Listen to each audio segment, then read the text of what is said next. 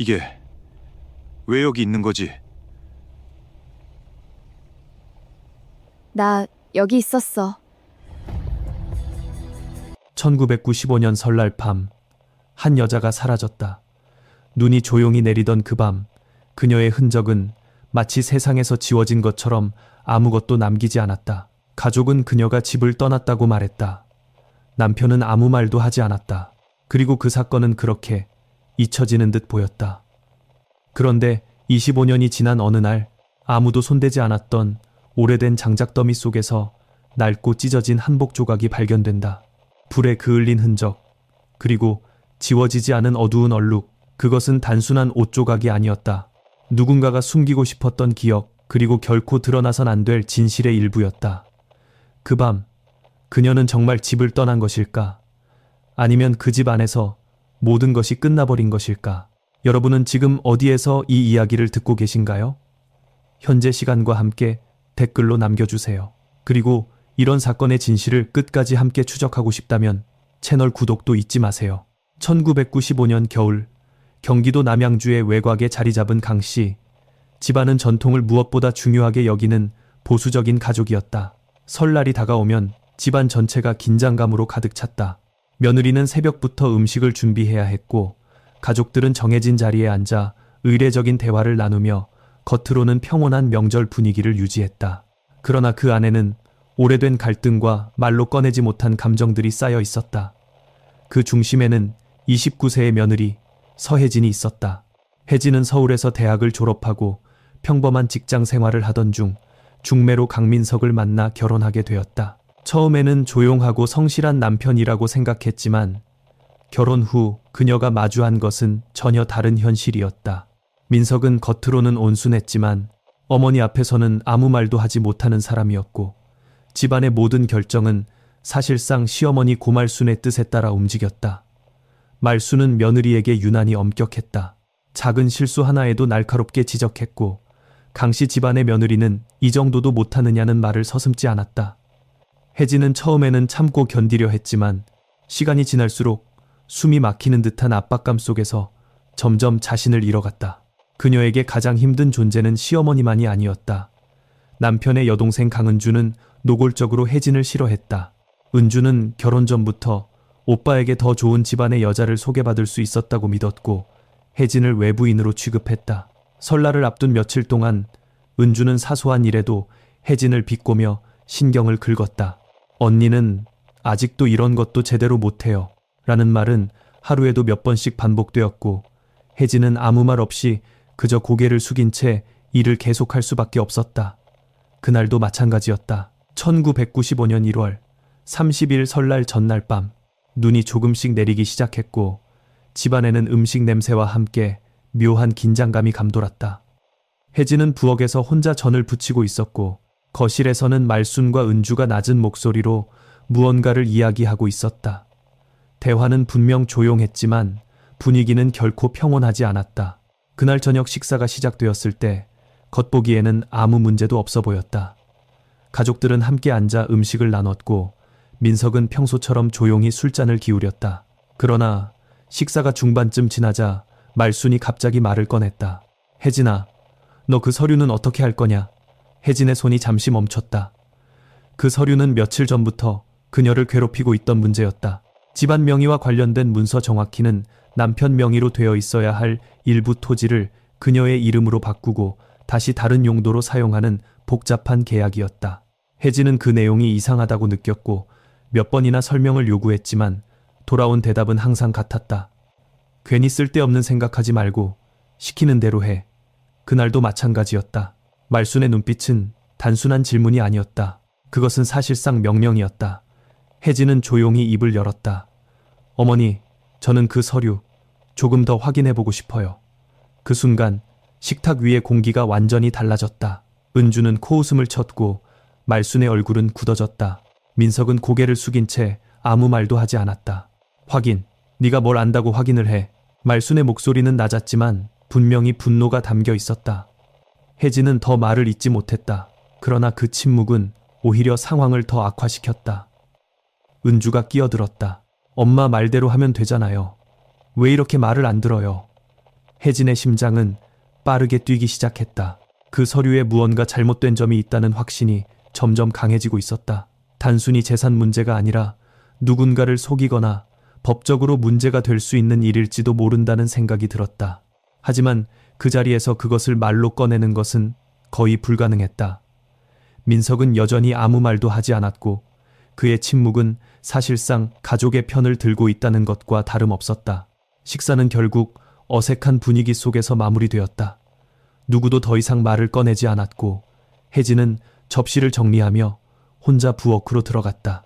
밤이 깊어질수록 집안은 점점 조용해졌다. 밖에서는 눈이 계속 내리고 있었고 바람 소리가 창문을 스치는 소리가 간헐적으로 들려왔다. 혜진은 부엌 일을 마치고 잠시 숨을 돌리기 위해 손을 씻고 있었다. 그때 뒤에서 발소리가 들렸다. 돌아보니 말순이 서 있었다. 그녀의 표정은 낮과는 또 다른 차가움을 띠고 있었다. 잠깐 나랑 얘기 좀 하자. 말순의 말은 짧았지만 거절할 수 없는 느낌이었다. 혜진은 아무 말 없이 고개를 끄덕였다. 두 사람은 집안을 지나 뒤쪽으로 이어진 작은 통로를 따라 걸어갔다. 그곳에는 오래된 창고와 함께 장작을 쌓아둔 공간이 있었다. 겨울이면 난방을 위해 사용하는 장소였지만 밤에는 거의 아무도 가지 않는 곳이었다. 창고 문을 여는 순간 차가운 공기가 얼굴을 스쳤다. 안에는 희미한 전등 하나만 켜져 있었고 장작더미가 한쪽 벽을 가득 채우고 있었다. 혜진은 이유를 알 수 없는 불안감을 느꼈다. 왜 굳이 이곳까지 와야 하는지 이해되지 않았다. 말수는 잠시 아무 말도 하지 않고 서 있다가 천천히 입을 열었다. 너 그 서류에 괜히 문제 만들 생각하지 마라. 그 말은 경고였다. 혜진은 떨리는 목소리로 대답했다. 저는 그냥 확인만. 그러나 말수는 말을 끊었다. 확인은 무슨 확인이야. 네가 우리 집안 일을 얼마나 안다고. 그때 뒤에서 또 다른 발소리가 들렸다. 돌아보니 은주가 문을 닫고 들어왔다. 순간 혜진의 심장이 내려앉았다. 이 상황이 단순한 대화로 끝나지 않을 수도 있다는 생각이 머릿속을 스쳤다. 세 사람 사이에 흐르는 공기는 점점 무거워졌다. 혜진은 한 발짝 뒤로 물러났지만 뒤에는 이미 장작더미가 막고 있었다. 말수는 한 걸음 더 다가왔다. 마지막으로 묻는다. 서류에 도장 찍을 거냐, 안 찍을 거냐. 그 질문은 선택지가 아닌 압박이었다. 혜진의 머릿속은 복잡해졌다. 만약 여기서 거부한다면 어떤 일이 벌어질지 알 수 없었다. 하지만 받아들인다면 그녀는 평생 후회할 일을 하게 될지도 모른다. 그녀는 깊게 숨을 들이쉬었다. 그리고 천천히 입을 열었다. 저 못하겠어요. 그 순간 창고 안의 공기가 완전히 멈춘 것처럼 느껴졌다. 바깥에서는 여전히 눈이 내리고 있었다. 아무도 그 안에서 무슨 일이 벌어지고 있는지 알지 못했다. 그리고 그 밤, 그 창고 안에서 나눈 대화가 서혜진이 마지막으로 남긴 목소리가 될 것이라는 사실을 그때는 아무도 알지 못했다. 다음 날 아침, 설날의 첫 해가 떠올랐지만 강씨 집안에는 평소와 다른 정적이 흐르고 있었다. 부엌은 여전히 정갈하게 정리되어 있었고 제사상도 차려져 있었지만 한 사람이 보이지 않았다. 서혜진이었다. 처음에는 아무도 크게 신경 쓰지 않았다. 명절 아침 며느리가 일찍 일어나 준비를 하는 것이 당연했기에 그녀가 어딘가에 있을 것이라 생각했다. 그러나 시간이 지나도 그녀는 모습을 드러내지 않았다. 결국 말순이 먼저 입을 열었다. 어디 갔어 저 애는? 그 말은 걱정이라기보다는 짜증에 가까웠다. 은주는 대수롭지 않다는 듯 어깨를 으쓱했다. 어제 기분 나빠서 나간 거 아니에요. 민석은 아무 말도 하지 않은 채 자리에 앉아 있었다. 그의 표정은 평소보다 더 굳어 있었지만 그 누구도 그것을 이상하게 여기지 않았다. 집안을 아무리 찾아도 혜진은 보이지 않았다. 그녀의 방은 어젯밤 그대로였다. 이불은 정리되지 않은 채였고 화장대 위에는 평소 쓰던 물건들이 그대로 놓여 있었다. 다만 몇 가지 이상한 점이 있었다. 옷장 안에서 몇 벌의 옷이 사라져 있었고 서랍 속에 있던 현금 일부도 없어졌다. 그것은 마치 누군가가 급하게 짐을 챙겨 나간 것처럼 보였다. 말수는 그 모습을 보자마자 단정적으로 말했다. 봐라, 나갔다니까. 그녀의 말은 확신에 차 있었다. 은주도 곧장 맞장구를 쳤다. 어제 그렇게 말대꾸하더니 결국 저럴 줄 알았어요. 그러나 민석은 여전히 아무 말도 하지 않았다. 그는 조용히 자리에서 일어나 현관 쪽으로 걸어갔다. 그곳에는 혜진이 평소 신고 다니던 겨울 부츠가 그대로 놓여 있었다. 눈이 쌓인 날씨에 밖으로 나갔다면 반드시 신었어야 할 신발이었다. 그는 잠시 그것을 바라보다가 아무 말 없이 시선을 돌렸다. 그 장면을 본 사람은 아무도 없었다. 아니, 어쩌면 보았지만 모른 척 했을지도 몰랐다. 오전이 지나고 점심시간이 가까워질수록 상황은 점점 이상해졌다. 아무리 화가 나도 설날 당일에 아무 말 없이 집을 나간다는 것은 쉽게 이해하기 어려운 일이었다. 그러나 말수는 여전히 태연했다. 그냥 두면 돌아온다. 괜히 소란 피우지 마라. 그녀의 말에 따라 가족들은 더 이상 적극적으로 찾지 않았다. 그렇게 하루가 지나고 이틀이 지나도 혜진은 돌아오지 않았다. 결국 셋째 날 혜진의 친정 쪽에서 연락이 왔다. 설날 인사를 받지 못한 것이 이상해 전화를 걸었지만 연결이 되지 않았다는 것이었다. 말수는 짧게 대답했다. 혜진이 잠깐 집 나갔어요. 곧 돌아올 겁니다. 그 말은 너무도 간단했고 너무도 무심했다. 그러나 혜진의 남동생 서준호는 그 말을 듣고 바로 이상함을 느꼈다. 누나는 그런 식으로 아무 말 없이 사라질 사람이 아니었다. 그는 곧장 남양주로 향했다. 준호가 도착했을 때 집안의 분위기는 이상할 정도로 평온했다. 마치 아무 일도 없었던 것처럼 가족들은 각자의 일을 하고 있었다. 준호는 곧장 누나의 방으로 향했다. 방 안은 여전히 정리되지 않은 상태였고 어딘가 급하게 떠난 흔적이 느껴졌다. 그러나 그 속에서도 어딘가 어색한 점이 있었다. 너무 정리된 혼란이었다. 정말 급하게 나갔다면 더 어지러웠어야 했지만 방은 마치 누군가 일부러 그렇게 만들어 놓은 것처럼 보였다. 그는 조심스럽게 주변을 살피다가 옷걸이에 걸려있던 한복 저고리를 발견했다. 그것은 설날에 입기 위해 준비해둔 것이었다. 그러나 소매 끝 부분에 아주 희미한 얼룩이 있었다. 처음에는 단순한 먼지라고 생각했지만 가까이서 보자 그것은 말라붙은 피처럼 보였다. 아주 작았지만 분명한 흔적이었다. 준호의 심장이 빠르게 뛰기 시작했다. 그는 곧장 그 옷을 들고 나와 물었다. 이거 뭐예요? 말수는 잠시 그 옷을 바라보더니 아무렇지 않게 말했다. 어제 음식 준비하다가 묻은 거겠지. 그 대답은 너무도 자연스러웠다. 그러나 준호는 납득할 수 없었다. 그 얼룩은 단순한 음식 자국처럼 보이지 않았다. 더 이상 참을 수 없었던 그는 단호하게 말했다.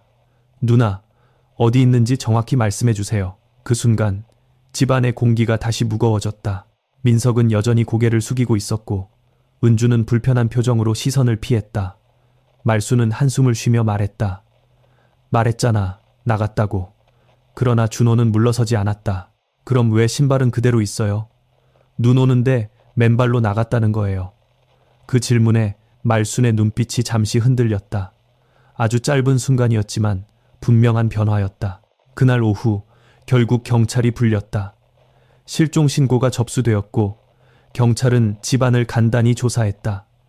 그러나 당시로서는 뚜렷한 범죄 흔적을 찾기 어려웠다. 옷과 돈이 일부 사라져 있었고 가족들은 한결같이 집을 나갔다고 진술했다. 경찰은 일단 가출 가능성에 무게를 두었다. 준호는 끝까지 반대했지만 명확한 증거가 없었다. 조사는 그렇게 흐지부지 끝나가는 듯 했다. 그러나 집을 나서기 직전 한 형사가 뒤쪽 마당을 한 번 더 살펴보자고 했다. 그곳에는 장작이 높게 쌓여 있었고 눈이 그 위를 덮고 있었다. 겉으로 보기에는 평범한 겨울 풍경이었다. 하지만 형사는 잠시 그 장작 더미를 바라보다가 고개를 갸웃했다. 이거 최근에 쌓은 건가요? 말수는 즉시 대답했다. 아니요, 원래 있던 겁니다. 그녀의 대답은 빠르고 단호했다. 형사는 더 묻지 않았다. 그저 주변을 한 바퀴 둘러본 뒤 돌아섰다. 그러나 준호는 그 장면을 놓치지 않았다. 형사가 떠난 뒤에도 그는 한동안 그 장작 더미를 바라보고 있었다. 무언가 이상했다. 이유는 설명할 수 없었지만 그곳에서 눈을 떼기가 어려웠다. 그리고 그 직감은 훗날 그가 평생 잊지 못할 진실로 이어지게 될 것이었다. 시간이 흐르면서 사건은 점점 잊혀지는 듯 보였다. 경찰은 몇 차례 추가 조사를 진행했지만 새로운 단서는 나오지 않았다. 서혜진의 행적은 완전히 끊겨 있었고 그녀를 목격했다는 사람도 나타나지 않았다. 결국 사건은 자발적 가출로 분류되며 점점 관심에서 멀어져 갔다. 하지만 그로부터 약 3달이 지난 어느 날 모든 것이 다시 흔들리기 시작했다. 그날은 봄비가 조용히 내리던 오후였다. 강씨 집안으로 한 통의 편지가 도착했다. 발신지는 부산. 봉투에는 서혜진의 이름이 또박또박 적혀 있었다. 말수는 처음에는 아무 말도 하지 않고 봉투를 바라보다가 천천히 그것을 뜯었다. 안에는 짧은 편지 한 장이 들어 있었다. 저는 잘 지내고 있습니다. 이곳에서 새로운 삶을 시작하려 합니다. 더 이상 찾지 말아주세요. 문장은 단순했고 감정은 거의 느껴지지 않았다. 마치 누군가에게 보여주기 위해 억지로 쓴 것처럼 건조했다. 은주는 그 편지를 보자마자 안도의 한숨을 쉬었다. 봐요 엄마, 나갔다니까요. 그녀의 말에는 어딘가 안심하는 기색이 섞여 있었다. 말순 역시 고개를 끄덕이며 편지를 접었다. 괜히 소란 떨 필요 없었어. 그러나 그 자리에 있던 민석은 아무 말도 하지 않았다. 그는 편지를 한번 힐끗 보았을 뿐 곧 시선을 피했다. 그 모습은 여전히 이전과 다르지 않았다. 조용했고 감정을 드러내지 않았다. 하지만 이 편지를 받아본 또 다른 사람이 있었다. 서혜진의 남동생 서준호였다. 그는 편지를 읽자마자 이상함을 느꼈다. 글씨체는 분명 누나의 것이었다. 그러나 문장의 어조가 어딘가 달랐다. 평소 누나는 가족에게 편지를 쓸 때 더 따뜻한 표현을 사용했다. 특히 부모님에 대한 언급이 빠진 점이 이상했다. 무엇보다 찾지 말아달라는 표현은 그녀답지 않았다. 준호는 편지를 몇 번이고 다시 읽었다. 그리고 확신했다. 이 편지는 누나가 자발적으로 쓴 것이 아닐 수도 있다는 것을. 그는 곧바로 경찰서를 찾아갔다. 담당 형사는 이미 사건을 사실상 종결된 것으로 보고 있었지만 준호의 강한 요청에 따라 편지를 다시 확인하기로 했다. 필적 감정 결과는 본인일 가능성이 높다는 애매한 결론이 나왔다. 완전히 다른 사람의 글씨라고 단정할 수는 없었지만 그렇다고 100% 동일하다고 보기도 어려웠다. 그 미묘한 차이는 오히려 더 큰 의문을 남겼다. 며칠 뒤 경찰은 편지가 발송된 부산의 한 우체국을 찾아갔다. 기록을 확인한 결과 해당 날짜에 편지를 보낸 사람을 특정하기는 어려웠다. 그러나 한 직원이 조심스럽게 기억을 떠올렸다. 그날 한 사람이 있었어요. 편지를 여러 장 들고 왔던 것 같은데. 형사가 자세히 묻자 그는 잠시 생각하다가 덧붙였다. 젊은 여자는 아니었어요. 키가 좀 있었고 남자였던 것 같아요. 검은 모자를 쓰고 있어서 얼굴은 잘 안 보였지만 그 진술은 사건의 방향을 완전히 뒤바꿀 수 있는 중요한 단서였다.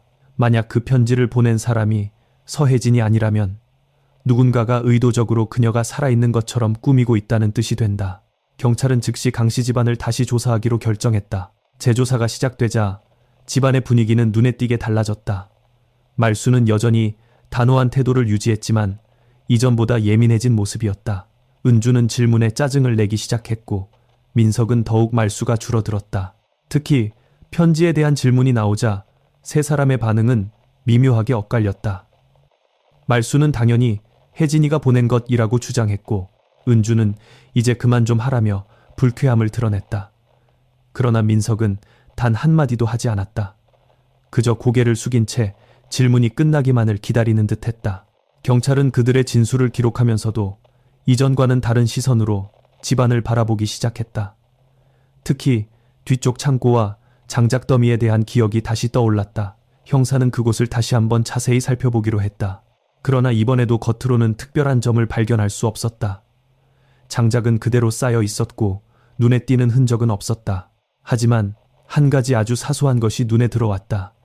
장작 사이에 끼어있는 오래된 천조각. 그것은 너무 작아서 처음에는 단순한 쓰레기처럼 보였다. 형사는 그것을 꺼내 들었다. 색이 발해 있었지만 붉은 계열의 천이었다. 그는 잠시 그것을 바라보다가 다시 제자리에 놓았다. 당시에는 그것이 중요한 단서라고 생각하지 못했다. 그렇게 사건은 다시 한번 미궁 속으로 빠져들었다. 편지는 분명 존재했지만 그것이 진실을 말해주고 있는지 아니면 누군가의 거짓을 감추기 위한 도구인지 알 수 없었다. 준호는 점점 더 확신하게 되었다. 누나는 단순히 사라진 것이 아니다. 누군가가 그녀의 흔적을 지우고 다른 이야기를 만들어내고 있다는 것을. 그리고 그 의심은 시간이 흐를수록 더 깊어지기 시작했다. 마치 눈 속에 묻혀 보이지 않던 무언가가 조금씩 모습을 드러내듯이 시간이 지나면서 사건은 겉으로는 점점 잦아드는 듯 보였지만 강씨 집안 내부에서는 오히려 더 이상한 변화가 나타나기 시작했다. 서혜진이 사라진 지 반년도 채 지나지 않았을 무렵 민석은 재혼 이야기를 꺼냈다. 그것은 너무도 빠른 결정이었다. 주변 사람들조차 놀랄 만큼 서둘러 진행된 혼인이었고 상대는 같은 지역에 살던 비교적 조건이 괜찮은 집안의 딸이었다. 말수는 그 결정을 적극적으로 밀어붙였고 은주 역시 아무런 반대 없이 동의했다. 마치 오래전부터 준비된 일처럼 자연스럽게 진행되었다. 마을 사람들은 수군거리기 시작했다. 며느리가 사라진 지 얼마나 됐다고, 아직 찾지도 못했다면서. 그러나 강씨 집안은 그런 시선을 전혀 개의치 않는 듯 보였다. 오히려 더 단단해진 결속력을 보이며 외부의 시선을 차단했다.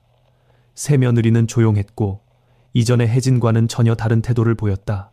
그녀는 시어머니의 말에 한 번도 반항하지 않았고 집안의 규칙을 그대로 따랐다. 그 모습은 말순에게 만족감을 주었고 집안은 다시 평온한 일상을 되찾은 듯 보였다. 그러나 그 평온함은 어딘가 부자연스러웠다. 마치 무언가를 덮어두기 위해 억지로 만들어낸 침묵처럼 느껴졌다.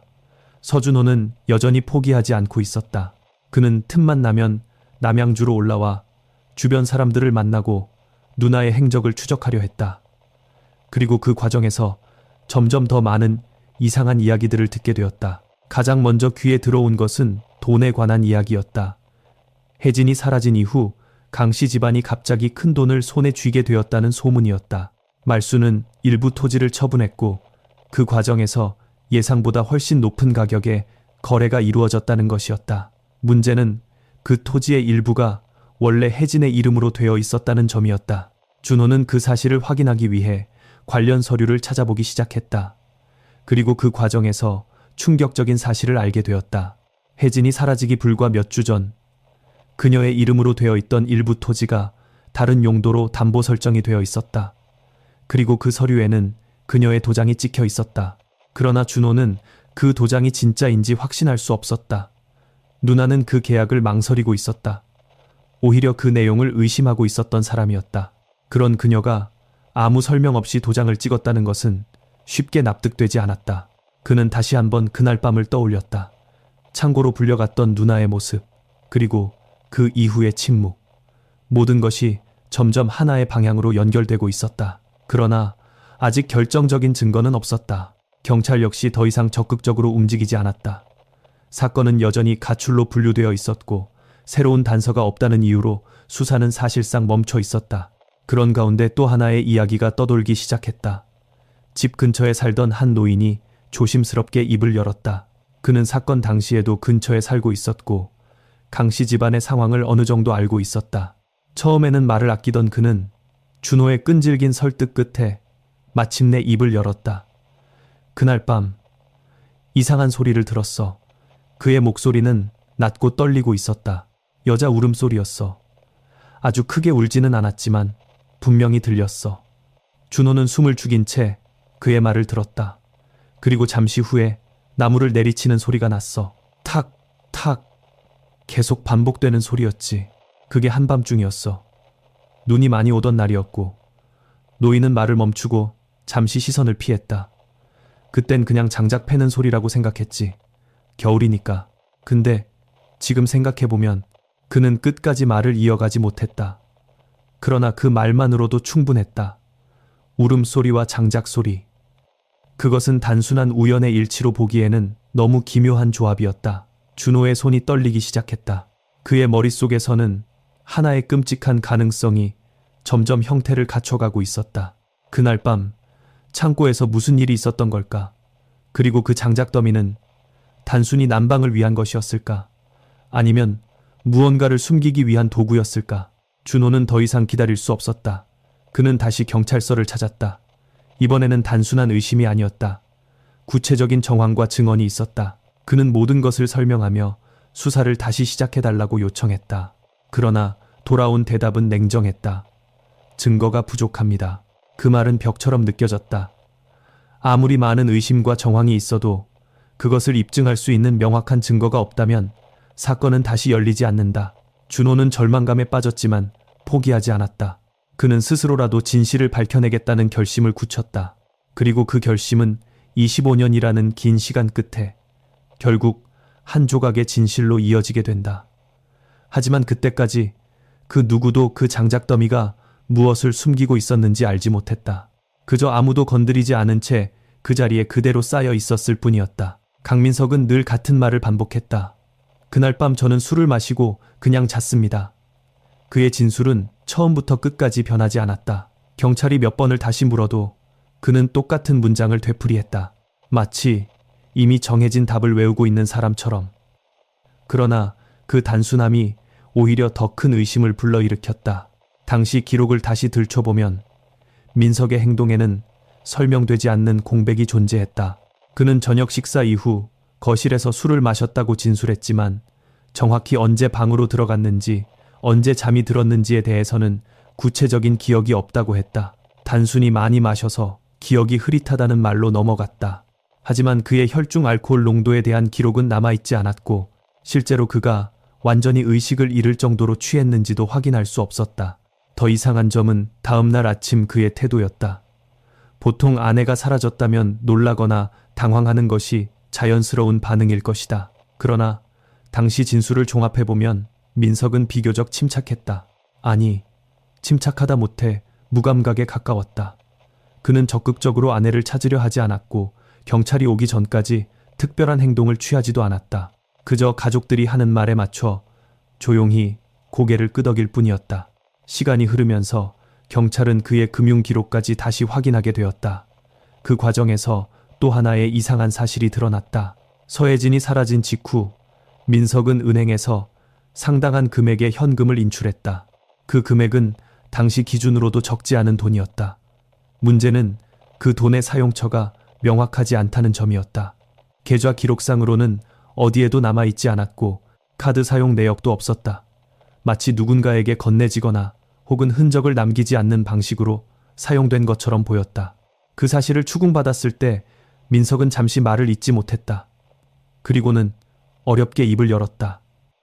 집안일 때문에 쓸 데가 있어서 쓴 겁니다. 그러나 그 집안일이 무엇인지는 끝내 설명하지 않았다. 말순 역시 그 질문에는 개입하지 않았다. 오히려 대화를 다른 방향으로 돌리려는 듯 불쾌한 기색을 드러냈다. 또 하나 주목해야 할 점은 보험이었다. 혜진이 사라지기 몇 달 전 민석은 아내 명의로 생명보험에 가입했다. 수익자는 당연히 본인이었다. 당시에는 별다른 문제로 보이지 않았지만 사건 이후 다시 보니 그 시점이 묘하게 겹쳐 있었다. 보험금은 일정 기간이 지나야 지급되기 때문에 혜진이 실종된 직후에는 바로 받을 수 없었다. 그러나 시간이 흐르면 상황은 달라질 수 있었다. 이 모든 정황은 하나의 방향을 가리키고 있었다. 하지만 그것만으로는 범죄를 입증할 수 없었다. 민석은 여전히 직접적인 증거 없이 그저 의심받는 위치에 머물러 있었다. 그리고 그는 그 사실을 알고 있는 듯 보였다. 그의 일상은 겉보기에는 아무런 변화가 없었다. 재혼 이후 그는 새로운 아내와 함께 평범한 삶을 이어갔다. 직장도 그대로였고 주변 사람들과의 관계도 크게 달라지지 않았다. 그러나 가까이서 본 사람들은 미묘한 차이를 느꼈다. 그는 점점 더 말수가 줄어들었고 누군가가 과거 이야기를 꺼내면 즉시 자리를 피했다. 특히 설날이라는 단어가 나오면 그의 표정은 눈에 띄게 굳어졌다. 한 동료는 나중에 이렇게 회상했다. 그 사람 가끔 멍하니 있을 때가 있었어요. 아무 말도 안 하고 그냥 허공을 보는 것처럼 그때마다 뭔가 생각하고 있는 것 같았는데 무슨 생각인지는 알 수 없었죠. 그의 내면에서 무엇이 움직이고 있었는지는 아무도 알지 못했다. 죄책감이었을까? 아니면 단순한 두려움이었을까? 혹은 그 모든 것을 넘어서 이미 감정을 차단해버린 상태였을지도 모른다. 하지만 한 가지는 분명했다. 그는 그날 밤에 대해 모든 것을 말하고 있지 않았다. 아니, 어쩌면 가장 중요한 부분을 끝까지 숨기고 있었을지도 모른다. 그리고 그 침묵은 25년이라는 시간 동안 단 한 번도 깨지지 않았다. 그러나 아무리 깊이 묻어둔 진실이라도 언젠가는 드러나기 마련이다. 특히 그것이 완전히 사라지지 못하고 어딘가에 남아있다면 더더욱 그렇다. 그 장작더미처럼 아무도 손대지 않은 채 그 자리에 그대로 남아있던 그곳에 여전히 누군가의 마지막 흔적이 숨어 있었다면 2020년 여름 남양주의 오래된 강씨 집은 결국 매각을 앞두게 되었다. 고말순이 몇 해 전 세상을 떠난 이후 그 집은 더 이상 사람이 살지 않는 폐가처럼 남아 있었다. 민석은 이미 다른 지역으로 이사를 갔고 집을 유지할 이유도 없었다. 오랜 시간 방치된 건물은 곳곳이 낡아 있었고 마당에는 잡초가 무성하게 자라 있었다. 그곳을 정리하기 위해 민석의 먼 친척이 몇 명 고용되었다. 그들의 일은 간단했다. 집 안과 마당을 치우고 팔 수 있는 상태로 만드는 것. 작업은 며칠 동안 이어졌다. 집 안은 생각보다 금방 정리되었지만 문제는 뒤쪽 마당이었다. 오래된 창고와 함께 쌓여있던 장작더미는 손을 대지 않은 지 수십 년은 된 것처럼 보였다. 나무는 이미 절반 이상 썩어 있었고 일부는 부서지기 쉬운 상태였다. 작업자들은 처음에는 그것을 모두 버릴 생각이었다. 하지만 양이 너무 많았기 때문에 하나씩 옮겨야 했다. 그날 오후 한 작업자가 장작을 옮기던 중 이상한 것을 발견했다. 나무 사이에 끼어있는 낡은 천 조각이었다. 처음에는 단순한 헝겊 조각이라고 생각했지만 꺼내보니 그것은 일반적인 천이 아니었다. 붉은색 계열의 비단 그리고 전통 문양이 희미하게 남아 있었다. 이거 한복 같은데요. 그는 동료를 불렀다. 두 사람은 잠시 그 천을 바라보았다. 색은 거의 발에 있었지만 형태는 분명히 옷의 일부였다. 더 자세히 살펴보자 천의 일부는 불에 그을린 흔적이 있었다. 그리고 그 위에는 지워지지 않은 어두운 얼룩이 남아 있었다. 그것은 단순한 먼지나 곰팡이와는 달랐다. 오랜 시간이 지나 변색된 그러나 완전히 사라지지 않은 어떤 흔적. 작업자 중 한 명이 낮은 목소리로 말했다. 이거 좀 이상한데요. 그들은 작업을 잠시 멈추고 집을 관리하던 중개인에게 연락했다. 중개인은 처음에는 대수롭지 않게 생각했지만 천을 직접 본 순간 표정이 달라졌다. 그는 즉시 작업을 중단시키고 경찰에 신고했다. 경찰이 현장에 도착했을 때 장작더미는 아직 절반도 치워지지 않은 상태였다. 문제의 천 조각은 증거물로 수거되었고 주변도 함께 조사되기 시작했다. 형사 중 한 명은 오래된 기록을 떠올렸다. 1995년 이 집에서 발생했던 실종 사건. 그리고 그때도 한 번 언급되었던 장작더미. 설마 누군가가 낮게 중얼거렸다. 수사는 빠르게 진행되었다. 천 조각은 국과수로 보내졌고 정밀 감식이 이루어졌다. 섬유 분석 결과 그것은 1990년대 중반에 제작된 전통 한복 원단과 일치했다. 그리고 그 디자인은 당시 서혜진이 설날에 입기로 준비했던 한복과 유사한 형태였다. 그러나 그것만으로는 충분하지 않았다. 결정적인 것은 따로 있었다. 천에 남아있던 얼룩. 그것은 단순한 오염이 아니었다. 정밀 검사 결과 그 안에서 미량의 혈흔 반응이 확인되었다. 그리고 그 DNA는 서준호의 것과 일치했다. 정확히는 그의 가족과 유전적으로 연결된 인물의 DNA였다. 그 결과가 나오자 사건은 단순한 실종 사건이 아닌 미해결 범죄로 다시 분류되었다. 25년 전 아무 흔적도 남기지 않고 사라졌던 서혜진. 그녀의 존재를 증명하는 물건이 이제야 모습을 드러낸 것이다. 경찰은 즉시 강민석을 비롯한 관련 인물들을 다시 소환했다. 이미 시간이 많이 흐른 사건이었지만 새로운 증거는 충분히 수사를 재개할 이유가 되었다. 민석은 처음에는 당황한 기색을 숨기지 못했다. 그러나 곧 평정을 되찾은 듯 차분하게 말했다. 그건 그냥 오래된 물건 아닙니까? 하지만 형사들의 시선은 달랐다. 단순한 오래된 물건이 아니었다. 그것은 25년 동안 아무도 건드리지 않은 장소에서 발견된 특정 사건과 직접적으로 연결된 증거였다. 더 중요한 것은 왜 그 장작더미가 그토록 오랜 시간 동안 그대로 남아 있었느냐는 점이었다. 집안의 다른 물건들은 시간이 지나면서 정리되거나 교체되었지만 그 장작만은 그대로였다. 마치 누군가 일부러 손대지 않으려 했던 것처럼. 수사팀은 장작더미 전체를 해체하기로 결정했다. 작업은 조심스럽게 진행되었다. 나무 하나하나를 옮기고 그 사이를 확인했다. 그리고 그 과정에서 점점 더 많은 작은 단서들이 발견되기 시작했다. 타다 남은 천 조각, 불완전하게 그을린 나무, 그리고 이상하게도 특정 부분의 나무들이 다른 곳보다 더 검게 변색되어 있었다. 그것은 단순한 자연적인 부패가 아니었다. 무언가가 그곳에서 태워진 흔적이었다. 현장에 있던 형사들은 서로 눈을 마주 보았다. 아무도 입 밖으로 꺼내지 않았지만 모두 같은 생각을 하고 있었다. 이곳에서 무엇이 태워졌던 걸까? 그리고 그것이 단순한 물건이 아니라면, 25년 전 그 밤에 사라진 사람과 관련된 것이라면, 그때 한 형사가 낮게 말했다. 여기 전부 다 파봅시다. 그 말은 단순한 지시가 아니었다. 그것은 오랫동안 묻혀있던 진실을 끌어올리기 위한 시작이었다. 그리고 그 진실은 생각보다 훨씬 더 잔인한 형태로 모습을 드러내기 시작하고 있었다. 장작더미 해체 작업은 단순한 정리가 아니었다. 그것은 마치 과거를 파헤치는 의식처럼 느껴졌다. 형사들은 한 조각 한 조각을 조심스럽게 옮겼다. 부서지기 쉬운 나무들은 손끝에서 쉽게 갈라졌고 그 안에서 나오는 먼지는 오랜 시간의 흔적을 그대로 품고 있었다. 그러나 그 먼지 속에는 단순한 세월의 흔적만이 아니라 누군가 의도적으로 숨기려 했던 비밀이 섞여 있었다. 작업이 진행될수록 특정 구역의 장작들이 눈에 띄게 다른 상태를 보이고 있다는 것이 확인되었다. 그 부분의 나무들은 일반적인 부패와는 달리 내부까지 검게 그을려 있었다. 마치 높은 열에 노출되었다가 급하게 꺼진 것처럼 형사 중 한 명이 손전등을 비추며 낮게 말했다. 여기 불을 피운 흔적입니다. 그런데 이상하게도 완전히 태운 게 아니라 중간에 멈춘 것 같아요. 그 말은 곧 새로운 의문을 낳았다. 왜 완전히 태우지 않았을까? 무엇을 태우고 있었던 것일까? 그리고 왜 그 흔적을 그대로 남겨둔 채 25년 동안 방치했을까? 현장 감식팀이 추가로 투입되었다. 토양을 채취하고 장작 아래의 바닥을 분석하기 시작했다.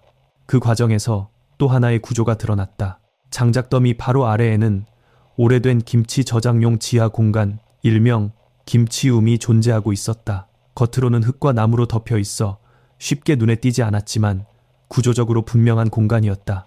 문제는 그 입구가 의도적으로 막혀 있었다는 점이었다. 형사들은 즉시 그 부분을 파내기 시작했다. 흙은 생각보다 단단하게 다져져 있었고 일부는 시멘트 조각으로 보강되어 있었다. 자연스럽게 막힌 것이 아니라 누군가 계획적으로 봉인한 흔적이었다. 작업이 계속되면서 공기는 점점 더 무거워졌다. 누구도 입 밖으로 꺼내지 않았지만 그 안에 무엇이 있을지 모두가 직감하고 있었다. 몇 시간 후 마침내 작은 공간이 드러났다. 내부는 완전히 어둡고 습기가 가득했다.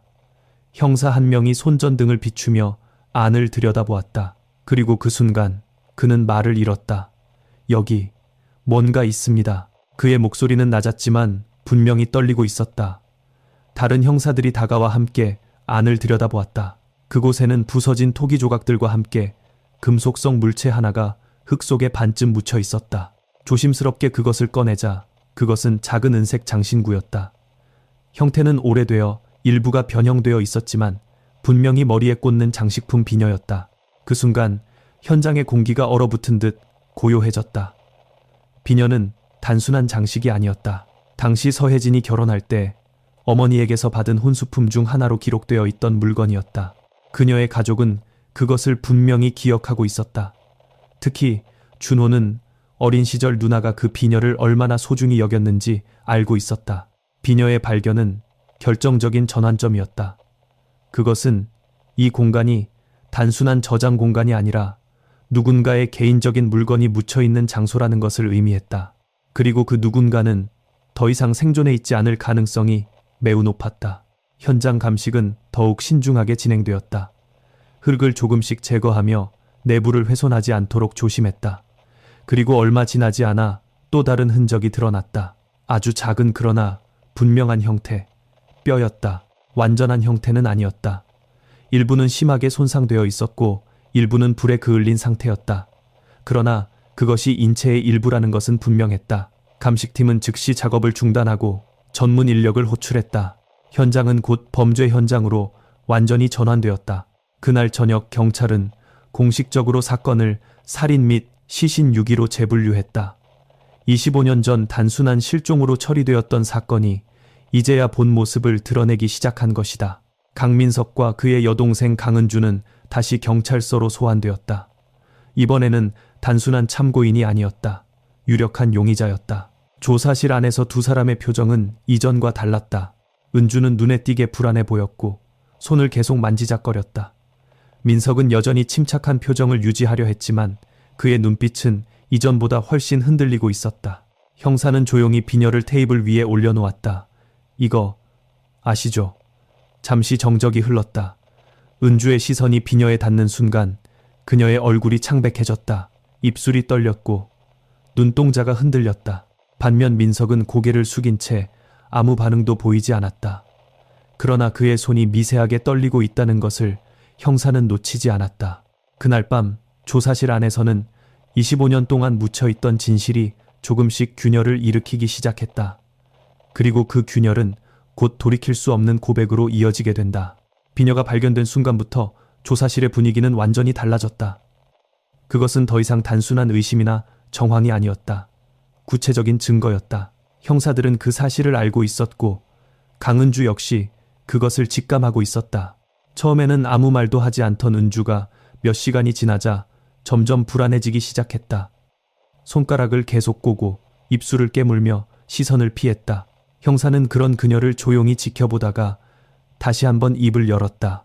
비녀는 어디서 나온 거죠? 은주는 대답하지 않았다. 대신 고개를 더 숙였다. 그 침묵은 부정이 아니라 무너짐에 가까웠다. 형사는 말을 이어갔다. 김치움 아래에서 나왔습니다. 장작더미 바로 밑에 누군가 일부러 막아놓은 흔적도 있었고요. 그 말이 끝나자 은주의 어깨가 미세하게 떨렸다. 그리고 아주 작게 거의 들리지 않을 정도의 목소리로 말했다. 몰라요. 하지만 그 대답은 더 이상 의미가 없었다.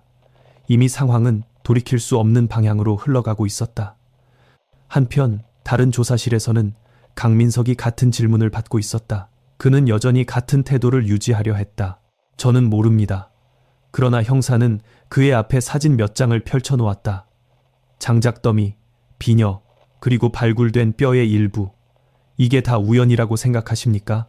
민석은 잠시 말을 잇지 못했다. 그의 시선이 사진 위를 맴돌았다. 그리고 아주 짧은 순간 그의 눈동자가 흔들렸다. 그것은 25년 동안 단 한 번도 드러나지 않았던 균열이었다. 조사는 밤늦게까지 이어졌다. 그리고 마침내 먼저 무너진 것은 강은주였다. 그녀는 더 이상 버티지 못했다. 처음에는 흐느끼듯 울기 시작했고 점점 숨을 가쁘게 몰아쉬며 말을 쏟아냈다. 저는 죽일 생각 없었어요. 그 말은 모든 것을 바꾸기에 충분했다. 형사는 조용히 녹음기를 확인했다. 그리고 낮은 목소리로 말했다. 그날 밤 무슨 일이 있었죠? 은주는 눈물을 흘리며 고개를 저었다. 그러나 입은 멈추지 않았다. 언니가 서류 얘기를 꺼냈어요. 경찰에 신고하겠다고, 다 끝내겠다고 했어요.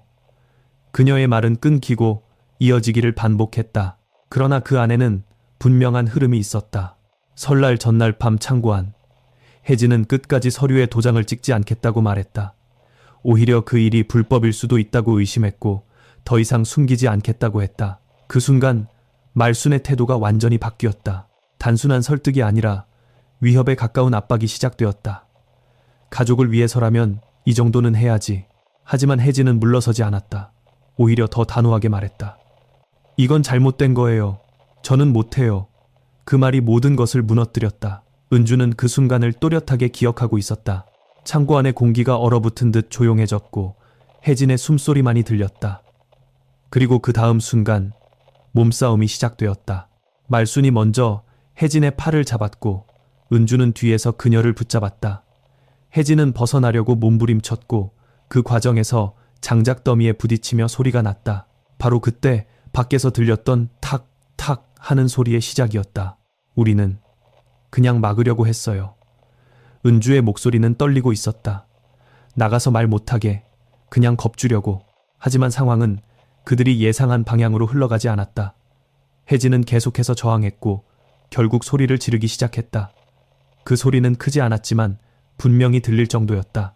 그리고 그 순간 창고 문이 열렸다. 민석이었다. 은주의 진술에 따르면 민석은 잠에서 깬 상태로 창고로 내려왔다. 처음에는 상황을 이해하지 못한 듯 서 있었다. 그러나 혜진이 그를 보자마자 외쳤다. 민석 씨, 이거 다 잘못됐어요. 나 이거 경찰에 말할 거예요. 그 말이 결정적이었다. 민석의 표정이 변했다. 그는 잠시 아무 말도 하지 않고 서 있다가 천천히 안으로 들어왔다. 그리고 그때 은주의 목소리가 끊어졌다. 그녀는 눈을 감고 고개를 흔들었다. 그때 오빠가 언니 목을 조사실 안이 완전히 조용해졌다. 형사는 말을 끊지 않았다. 그저 그녀가 끝까지 말할 수 있도록 기다렸다. 잡았어요. 그 한 문장은 25년 동안 숨겨져 있던 진실의 핵심이었다. 은주는 더 이상 말을 이어가지 못하고 고개를 떨구었다. 울음소리만이 조사실 안에 울렸다. 그러나 형사는 알고 있었다. 아직 끝이 아니라는 것을. 그날 밤 창고 안에서 일어난 일은 이제 막 드러나기 시작했을 뿐이었다. 그리고 그 진실은 생각보다 훨씬 더 잔인한 형태를 하고 있었다. 강은주의 진술이 시작되자 사건의 퍼즐은 빠르게 맞춰지기 시작했다. 하지만 그 조각들이 하나로 이어질수록 그 안에 담긴 진실은 점점 더 잔인한 모습을 드러냈다. 형사들은 그녀의 말을 하나도 놓치지 않으려는 듯 조용히 기록하며 때로는 필요한 질문만 던졌다. 오빠가 처음에는 말렸어요. 은주는 떨리는 목소리로 말을 이어갔다. 그만하라고. 엄마한테도 저한테도. 근데 언니가 계속 소리치니까 그녀의 말이 점점 느려졌다. 그날의 기억을 꺼내는 것 자체가 고통스러운 듯 했다. 언니가 오빠를 보면서 다 말하겠다고 했어요. 서류도 돈도 다. 그 순간 민석의 머릿속에서 무언가가 끊어진 듯 했다. 조사 결과와 은주의 진술을 종합하면 그날 밤 민석은 단순히 상황을 지켜보던 사람이 아니었다. 그는 선택을 해야 하는 위치에 있었다. 한쪽에는 아내, 다른 한쪽에는 가족과 재산, 그리고 그동안 숨겨왔던 모든 것이 있었다. 혜진은 마지막까지 물러서지 않았다. 이건 범죄예요. 나 이대로 못 넘어가요. 그녀의 말은 단순한 선언이 아니라 이미 결심이 굳어진 상태였다. 그 말이 민석에게는 협박처럼 들렸을 가능성이 컸다. 그는 몇 초 동안 아무 말도 하지 않았다고 한다. 그 짧은 침묵이 결국 모든 것을 결정지었다. 그리고 다음 순간 그는 혜진의 목을 잡았다. 처음에는 단순히 입을 막으려는 의도였을지도 모른다. 하지만 혜진은 계속 몸부림쳤고 그 힘은 점점 강해졌다. 은주와 말순도 그 상황을 멈추지 않았다. 오히려 더 강하게 붙잡았다. 그만해라는 말은 아무도 하지 않았다. 창고 안에는 거친 숨소리와 나무가 부딪히는 소리만 울렸다. 혜진의 움직임이 점점 느려졌고 결국 완전히 멈췄다. 그 순간 세 사람 모두 아무 말도 하지 못했다. 정적. 그것은 몇 초였을 수도 있고 몇 분이었을 수도 있었다. 하지만 그 침묵은 그들의 인생을 완전히 바꿔놓기에 충분한 시간이었다.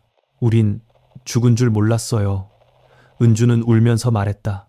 그냥 기절한 줄 알았어요. 하지만 그것은 사실이 아니었다.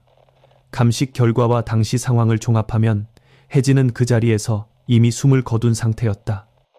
그 사실을 처음 인지한 것은 고말순이었다. 그녀는 맥박을 확인한 뒤 잠시 아무 말도 하지 않고 서 있었다고 한다. 그리고 곧 전혀 예상치 못한 말을 꺼냈다. 이건 밖에 나가면 안 된다. 그 말은 단순한 판단이 아니었다. 그것은 은폐를 선택한 순간이었다. 그녀는 빠르게 상황을 정리하기 시작했다. 시신을 밖으로 옮길 수는 없었다. 눈이 쌓여 있었고 흔적이 남을 가능성이 컸다. 그래서 선택한 것이 바로 창고 옆에 있던 장작 더미와 그 아래의 김치움이었다. 태워. 그 한마디로 그날 밤의 두 번째 범죄가 시작되었다. 장작을 쌓고 불을 붙였다. 하지만 완전히 태우는 것은 쉽지 않았다. 습기가 많은 나무는 잘 타지 않았고 불은 생각보다 빠르게 꺼졌다. 그들은 몇 번이나 다시 불을 붙였지만 결국 완전히 태우는데 실패했다. 그래서 선택한 것이 숨기는 것이었다. 시신의 일부와 불에 탄 옷, 그리고 개인 물품들을 김치움 아래로 옮겼다. 그리고 그 위를 흙으로 덮고 나무를 다시 쌓았다. 마지막에는 시멘트 조각까지 이용해 입구를 막았다. 그 모든 과정이 단 하룻밤 사이에 이루어졌다. 그리고 다음 날 그들은 아무 일도 없었던 것처럼 행동했다. 며느리는 집을 나간 사람이 되었고 가족은 피해자가 되었다.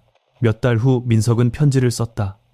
혜진의 글씨를 따라하기 위해 그녀의 일기장을 참고했다.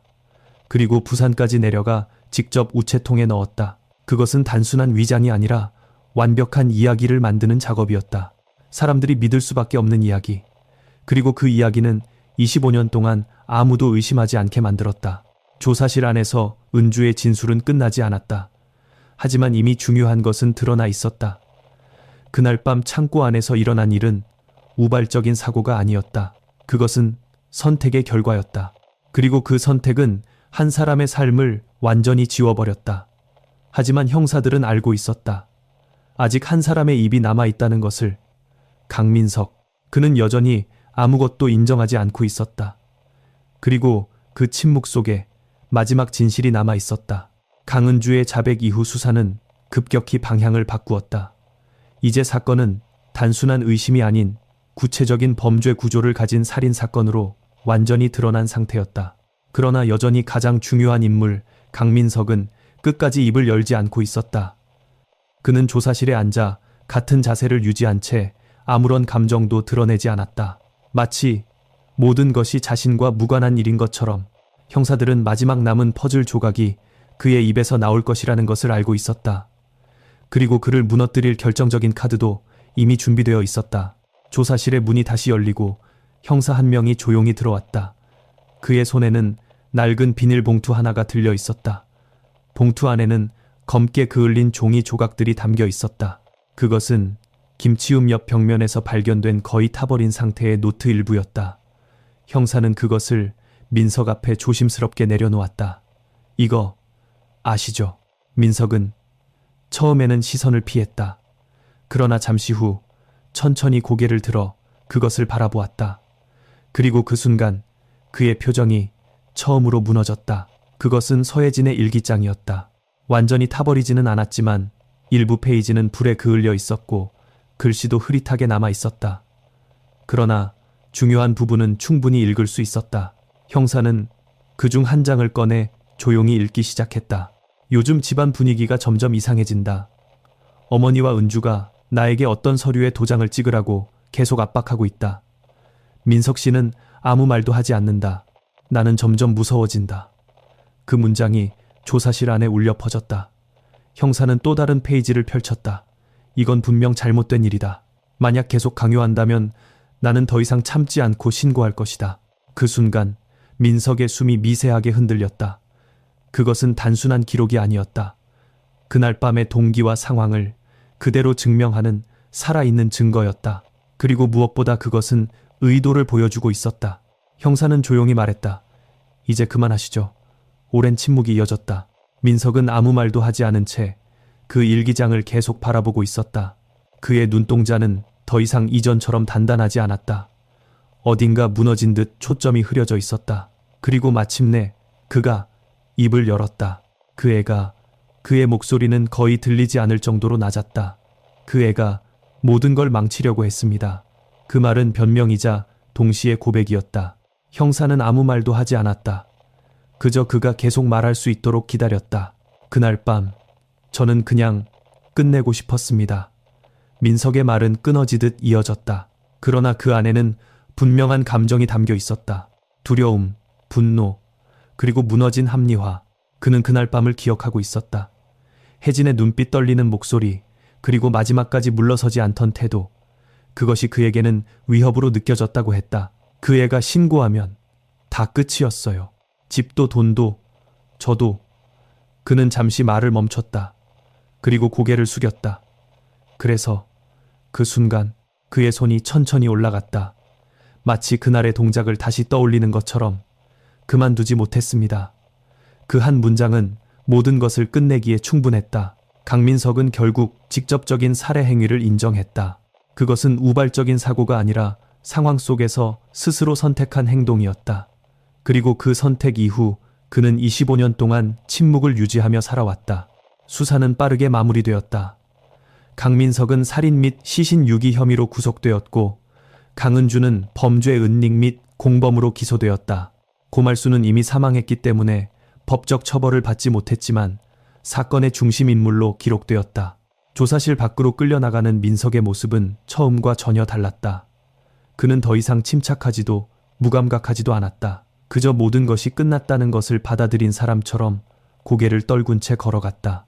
25년 동안 지켜온 침묵이 한순간에 무너진 순간이었다. 하지만 이 사건이 남긴 것은 단순한 범죄의 진실만이 아니었다. 그것은 한 가족이 어떻게 한 사람의 존재를 지워버릴 수 있었는지, 그리고 그 진실이 얼마나 오랜 시간 동안 숨겨질 수 있는지를 보여주는 이야기였다. 그리고 그 시작은 단지 한 장의 한복 조각이었다. 서혜진의 이름은 25년 만에 다시 세상에 돌아왔다. 법적으로는 실종자였던 그녀는 이제 피해자로 기록되었고 그 죽음의 진실 또한 명확하게 밝혀졌다. 하지만 그 과정은 결코 단순하지 않았고 무엇보다 너무 늦게 도착한 정의였다. 감식 결과 김치움에서 발견된 유해는 여러 조각으로 나뉘어 있었고 일부는 불에 심하게 훼손되어 있었다. 완전한 형태로 복원하는 것은 불가능했지만 DNA 분석을 통해 서혜진 본인이라는 사실은 명확히 확인되었다. 그 결과를 전달받은 순간 서준호는 아무 말도 하지 못했다. 그는 오랫동안 예상하고 있었지만 막상 그것이 현실로 확인되자 무너질 수밖에 없었다. 그는 조용히 유해를 인도받았다. 25년 동안 찾지 못했던 누나를 이제야 품에 안게 된 것이다. 하지만 그것은 재회가 아니라 이별이었다. 장례식은 전주에 있는 고향에서 치러졌다. 크지 않은 장례였지만 그곳에는 오랜 시간 동안 마음속에 쌓여있던 슬픔과 분노가 함께 있었다. 준호는 마지막까지 아무 말도 하지 않았다. 대신 관 앞에 서서 오랫동안 고개를 숙이고 있었다. 그 침묵은 말로 표현할 수 없는 모든 감정을 대신하고 있었다. 한편 재판은 빠르게 진행되었다. 강민석은 끝내 모든 혐의를 인정했지만 자신의 행동을 끝까지 어쩔 수 없는 선택이라고 주장했다. 그러나 법원은 그것을 받아들이지 않았다. 계획적이지는 않았을지라도 그 이후의 은폐 과정은 명백한 의도와 준비가 있었다고 판단했다. 결국 그는 중형을 선고받았다. 강은주는 공범으로서의 책임을 피할 수 없었다. 직접적인 살해 행위는 아니었지만 범행을 도왔고 이후 25년 동안 침묵을 유지하며 진실을 숨겼다. 그녀 역시 법의 심판을 받게 되었다. 그리고 고말순, 이 사건의 중심에서 모든 것을 지휘했던 인물. 그러나 그녀는 이미 세상을 떠난 뒤였다. 법적으로는 처벌할 수 없었지만 그녀의 이름은 기록 속에 남게 되었다. 한 가족을 지키기 위해 한 사람을 지워버린 선택의 상징으로 사건이 마무리된 후 남양주의 그 집은 결국 철거되었다. 오랜 시간 방치되었던 건물은 흔적도 없이 사라졌고 그 자리는 새로운 건물이 들어설 예정이었다. 장작더미도 창고도 김치움도 더 이상 존재하지 않았다. 하지만 그곳에서 일어났던 일은 사라지지 않았다. 어떤 장소는 시간이 지나면 기억에서 잊히지만 어떤 사건은 그 자리에 남아 사람들의 마음속에 계속해서 흔적을 남긴다. 이 사건이 바로 그런 경우였다. 사람들은 종종 묻는다. 왜 아무도 몰랐을까? 하지만 어쩌면 아무도 몰랐던 것이 아니라 알고도 외면했을지도 모른다. 작은 이상함들, 설명되지 않는 침묵들, 그리고 묻어두기 쉬운 의심들, 그것들이 쌓여 결국 한 사람의 삶을 완전히 지워버린 것이다. 서혜진은 특별한 사람이 아니었다. 평범한 삶을 살고 평범한 미래를 꿈꾸던 사람이었다. 그러나 그녀는 가장 가까운 사람들에게 배신당했고 가장 믿었던 공간에서 생을 마감했다. 그리고 그 사실은 25년 동안 아무도 모르게 묻혀 있었다. 하지만 결국 진실은 남는다. 아무리 깊이 숨겨도 아무리 오래 시간이 흘러도 완전히 사라지지는 않는다. 때로는 한 조각의 천으로, 때로는 한 개의 비녀로 그렇게 조금씩 모습을 드러낸다. 그리고 그 작은 조각들이 모여 결국 하나의 이야기가 된다. 서혜진의 이야기처럼 이 사건은 단순한 범죄 이야기가 아닙니다. 그것은 침묵이 어떻게 또 다른 폭력이 될 수 있는지를 보여주는 기록입니다. 누군가의 잘못된 선택 하나가 아니라 여러 사람의 외면과 방관이 모여 만들어낸 비극이었습니다. 만약 그날 누군가 단 한 번이라도 멈추라고 말했다면, 혹은 누군가 작은 이상함을 그냥 넘기지 않았다면 이 이야기는 전혀 다른 결말을 맞이했을지도 모릅니다. 우리는 종종 진실이 드러나는 것을 두려워합니다. 하지만 더 두려운 것은 진실이 드러나지 않은 채 사라지는 것입니다. 서혜진은 25년이라는 시간 동안 이름조차 불리지 못했습니다. 그러나 결국 그녀는 다시 세상으로 돌아왔고 자신의 이야기를 남겼습니다. 여러분은 이 사건을 어떻게 생각하시나요? 만약 여러분이 그 가족의 일원이었다면, 혹은 그 이웃이었다면 어떤 선택을 했을까요? 여러분의 생각을 댓글로 남겨주세요. 그리고 이런 이야기들을 계속해서 함께하고 싶다면 채널 구독도 잊지 마세요.